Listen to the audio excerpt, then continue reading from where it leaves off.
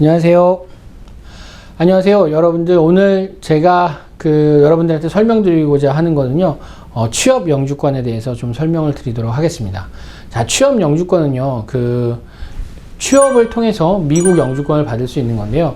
미국 영주권을 받는 방법은 딱 두 가지가 있습니다. 하나는 가족을 통해서 받는 거. 그러니까 미국에 예를 들어서 시민권자랑 결혼을 했다라든지, 아니면 뭐 알고 보니 엄마가 미국 시민권자였다라든지 이런 식으로 해서 미국 영주권을 취득하는 방법이 있고요.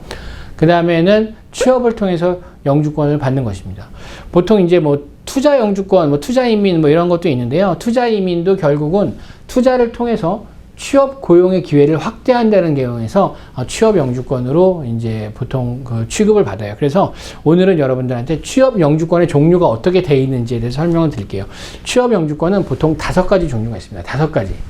예, 순위가 있는데요. 1순위, 2순위, 3순위, 4순위, 5순위가 있어요. 그래서 1순위를 EB1이라고 해요. EB1. Employment Based First 뭐 카테고리 이렇게 나와요. 그래서 여기 뭐가 있냐면 여기 3가지가 있어요. 하나, Extraordinary Ability라는 게 있고요. 그 다음에 두 번째는 뭐냐면 Outstanding Researcher and Professor 이런 게 있고, 세 번째는 Multinational Corporation Executive or Manager 이런 게 있어요.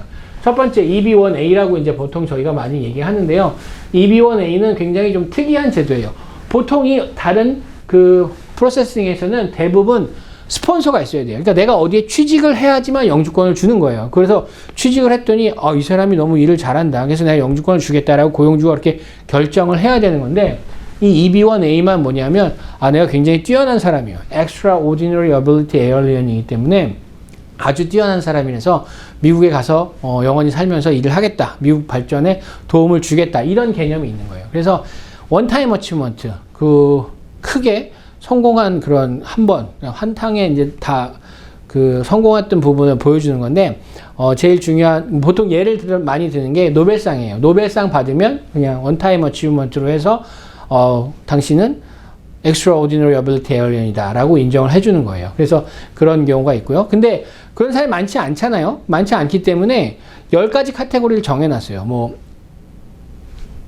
국제적으로 유명한 대회에 나와서 상을 받은 거라든지, 아니면 저작 활동, 그 다음에 무슨 월급을 얼마나 많이 받는 데라든지, 다른 사람보다 많이 받는 데라든지, 그 다음에 그런 자기가 일하는 필드에서 많은 컨트리뷰션이 있다라든지, 이렇게 이제 10개 종류의 카테고리를 정해놓고 그 중에 3개만 맞으면 또 영주권을 줘요. 그런 경우도 Extraordinary Ability Alien이라고 하고, 그 다음에 두 번째는 Outstanding Researcher, Professor. 이 경우는 보통 대학이나 연구기관에서 스폰서를 해줘야지 되는 거고요.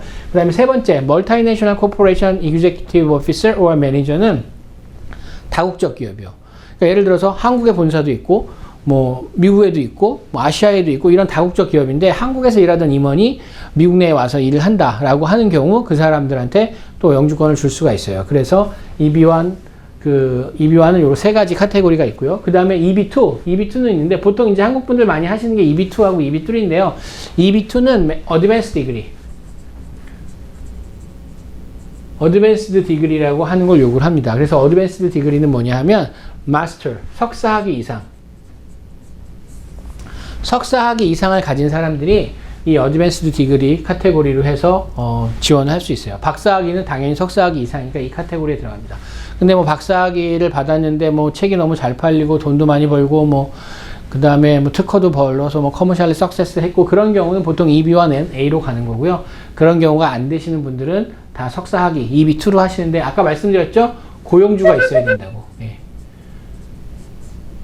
자, 그 다음에 EB3, 3순위라고, 취업 3순위라고 이제 대부분 많이 하시는데, 취업 3순위 2가지로 나눠요. 하나는 숙련공, 그 다음에 비숙련공이에요. 숙련공은 또 크게 보면 2가지로 나눌 수 있어요. 하나는 프로페셔널, 또 하나는 2년 이상, 2 years experience, 네, 경력이 있어야 돼요. 근데 비숙련공은 이런 요건 필요 없어요. 그냥 없어도 돼요. 네. 그래서 처음에 이제 숙련공 하시는 분들은 대부분 여기 학사학위 이상자, 그 다음에 2년 이상은 2년 이상 경력이 있으신 분들을 이제 주로 하는 거죠. 요 카테고리를 왜 넣느냐면 나중에 이제 뭐 설명드릴 기회가 있으시겠지만 펌이라는 그런 절차를 할 때 광고를 얼마를 하느냐에 따라서 달라져요. 그 다음에 사순위, EB4는 여기 종교, 기타 등등 여러 가지 있는데, 종교 이민이 이제 대표적인 거고요. 그 다음에 여기 EB5는 뭐냐 하면 투자 이민이에요. 결국은 내가 돈을 투자해서 미국에 이민을 가는데, 이 투자를 통해서 미국에서 고용이 증가돼야 돼요. 미국 사람들한테 고용을 해줄 수 있는 기회가 창출돼야지만 투자 이민이 되는 거예요. 그래서 앞에 Employment Based 5라는 걸 줬어요. 그래서 fifth 카테고리, 5번째 카테고리도 EB5, 결국은 투자 이민이지만 취업 카테고리로 들어간다는 겁니다.